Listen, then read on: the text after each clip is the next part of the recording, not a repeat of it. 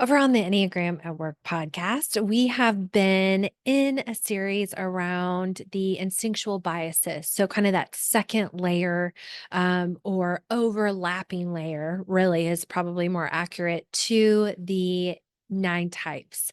And we have talked about the preserving instinctual bias. We have talked about the transmitting instinctual bias. And most recently, we have talked about the navigating instinctual bias over on the Enneagram at Work podcast. And so I wanted to share some key highlights from those 2 episodes over here with you on YouTube. I am Sarah Wallace. I'm the founder and CEO over at Enneagram MBA and host of the Enneagram at Work podcast. We have talked about the preserving and transmitting instinctual bias over here as well. So if you're curious about those other 2 biases, you can find those videos over on the channel here. Today, we're going to talk just a brief highlight of what it means to be a navigator. And so, quick refresher, quick recap of the other 2. Our preservers are really focused on the nuts and bolts at work. They are focused on, do we have enough resources, well being, traditions? Are we able to have, the repairs and backup on hand if we need to? Are we able to maintain the resources that we have?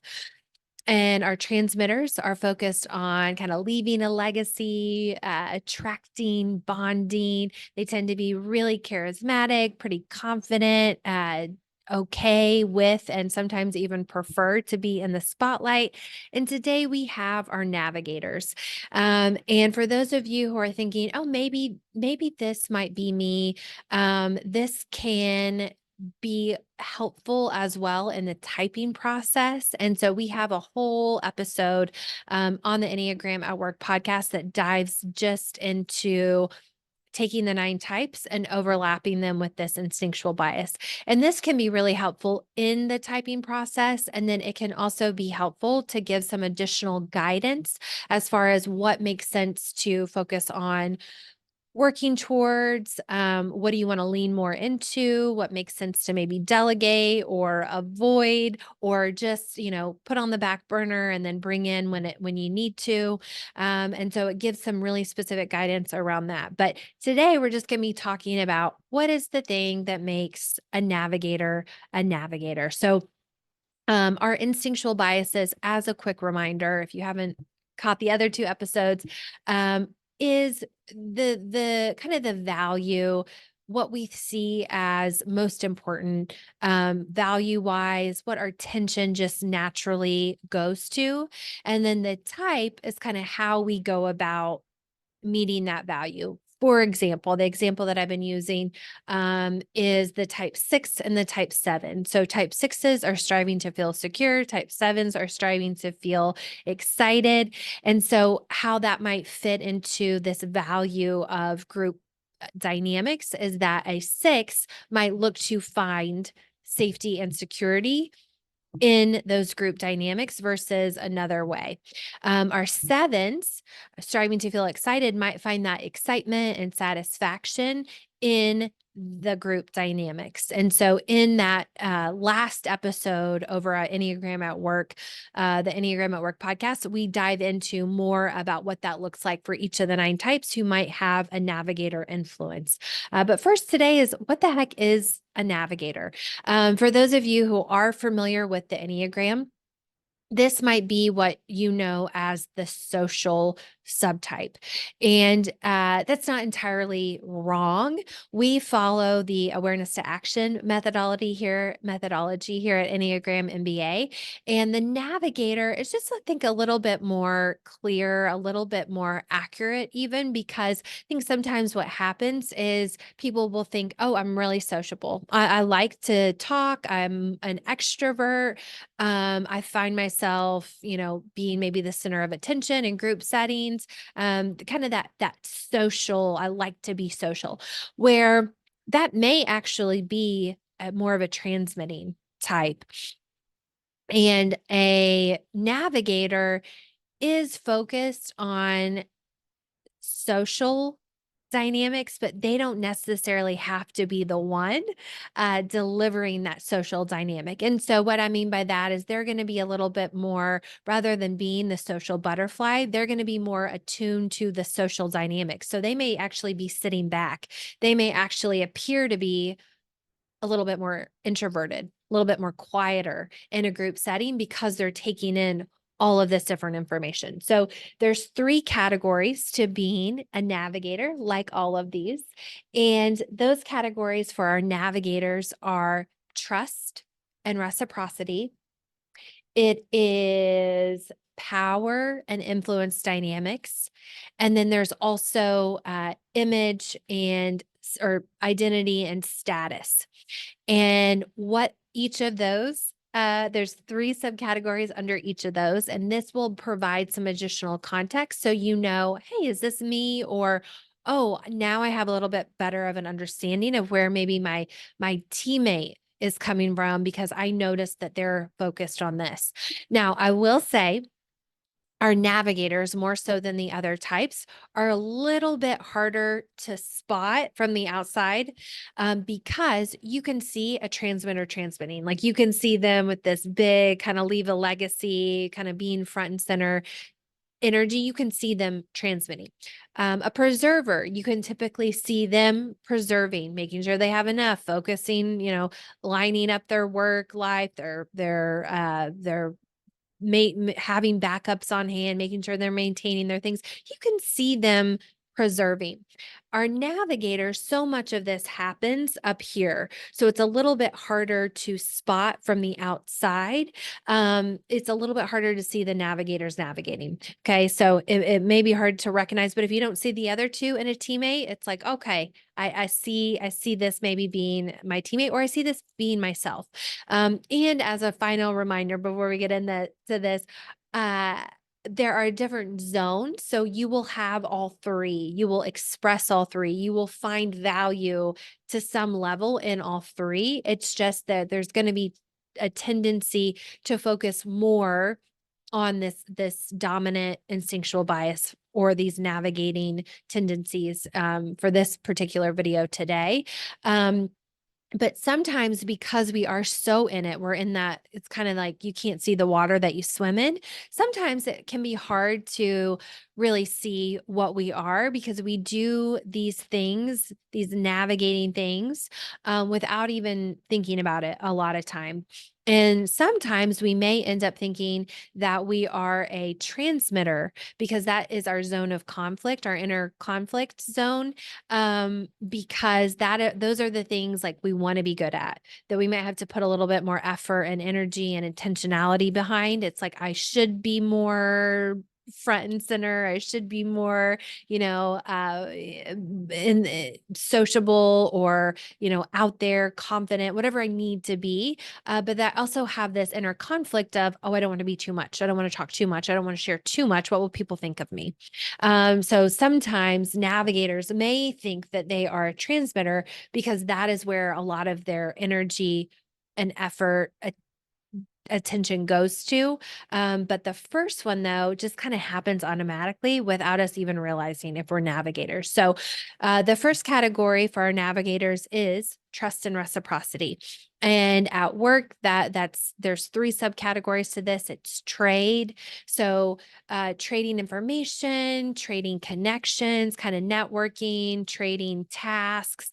It doesn't just have to be, trading physical objects, but this is very much a part of this. If you're going to do a favor for me, I'll do a favor for you. And that trade builds that trust and reciprocity, and our navigators are focused on that. There's group coherence in here, how's the group getting along, consensus building, and then there's also information exchange. So we've talked about this on the podcast as being kind of maybe awesome office gossip.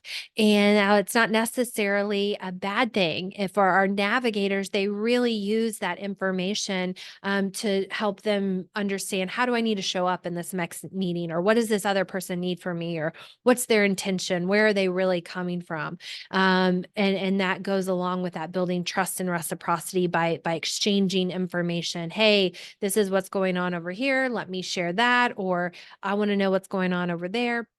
and it just helps them kind of manage the landscape. The second category is that power and influence dynamic category. And the subcategories under here are politics, social intelligence. I also think politics can be kind of that organizational awareness, organizational intelligence, social intelligence, and then hierarchy management. So I don't have to be in charge as a navigator. I just want to know who is. Like, I want to know what's the hierarchy here. I don't have to be at the top of it, but I want to know where I fit in it. And then the last category is the status and identity. And this is where you're going to have an understanding and, paying attention to the pecking order. Again, I don't have to be at the top. I just want to know what it is. Who's in charge unofficially over here? I want to know what my role is. What's your role? So role clarity is a part of this. What are your responsibilities? What's yours to own? What's mine to own? I want to make sure that's very clear as a navigator. That's important. And then lastly, this idea of reputation management. They tend to be a little image conscious. And so I want to make sure that I'm showing up the way that people expect me to show up, that this group expects me to show up. Maybe I need to shift a bit for this other group, how they're expecting me to show up. I want to make sure that I'm managing my image, my reputation. So I want to connect. I want to be accepted in the group, but I also don't want to overshare or say something that might hurt my reputation. So I may not be as open to sharing as maybe a transmitter might be. Because that is something that our navigators are constantly paying attention to in a group setting.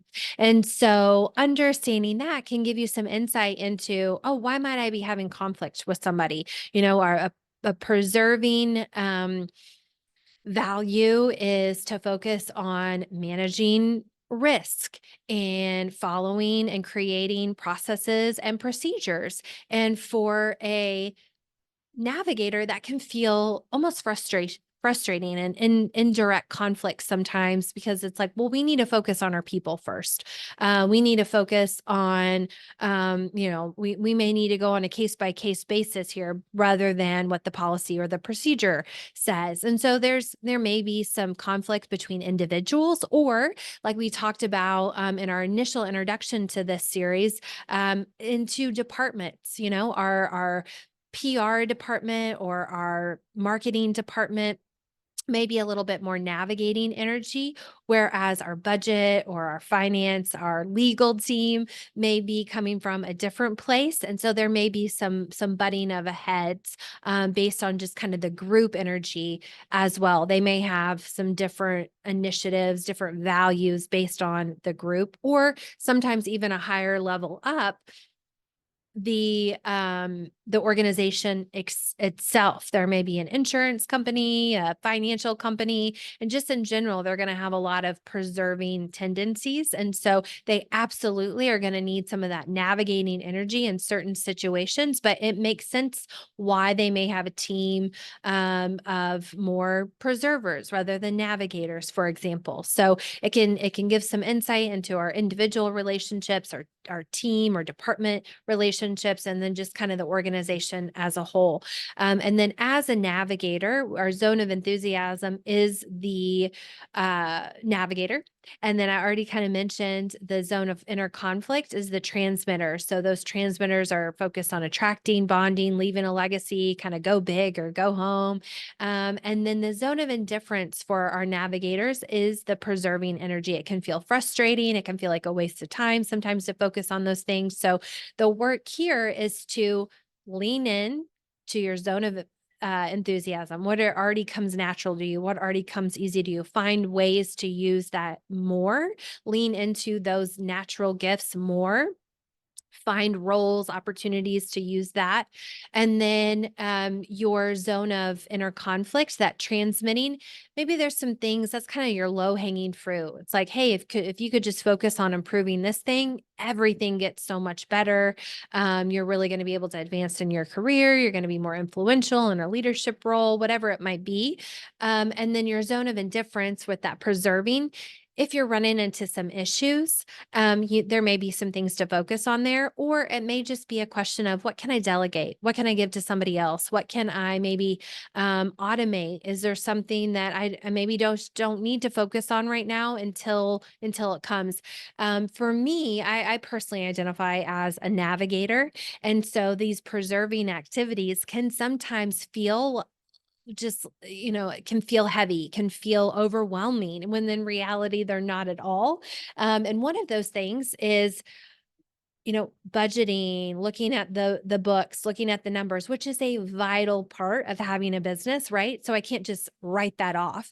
But some of the things that I've done is hire a bookkeeper, bring a bookkeeper in to help support me in those areas. And then also I've set aside Fridays, financial Fridays, to help me have a date on the calendar. I will put on some music, some fun music, light a candle, and kind of get me in the zone, kind of make looking at the numbers a little bit more fun, incentivize me a little bit. If I can get through my financial Friday, I can, go out and maybe let myself off early or go out and grab a special drink, whatever it might be. But those are some things like that needs to be done. It's just going to require, I'm going to have to force myself a little bit more than I will with some of these other activities. So hopefully that's helpful, gives you some additional insight into the navigating instinctual bias, gives you some direction on what to look at. And like I said, if you're in the typing process struggling as to what you are, I'm going to encourage you to check out the navigating episode over on the podcast where we matched up those types, because we also talk about what might be some common mistypes, to give you some help in the typing process as well. So thank you so much for being here. As always, if you have comments or questions about your experience as a navigator or a social subtype, would love to hear them. Would love to hear your comments, questions, or I should say questions as well. Those type of things in the comments always are helpful for me, but I think also helpful for others who are stopping by and wanting to learn more about this. So thank you for that. And then as a friendly reminder, or maybe as just kind of a heads up, here at Enneagram MBA, all we do are team training. So if this is a topic that you would like to bring to your team, we cover the instinctual biases in our full day workshops or in our part 2 workshops. But if you have a team, a small business, you have a couple different departments you want to bring together, you have a leadership team, a new management team, a new hired team, I'm going to invite you to check out our 2-hour, half day, full day options over at EnneagramMBA.com. With that, thank you as always for being here, and I hope to see you back soon.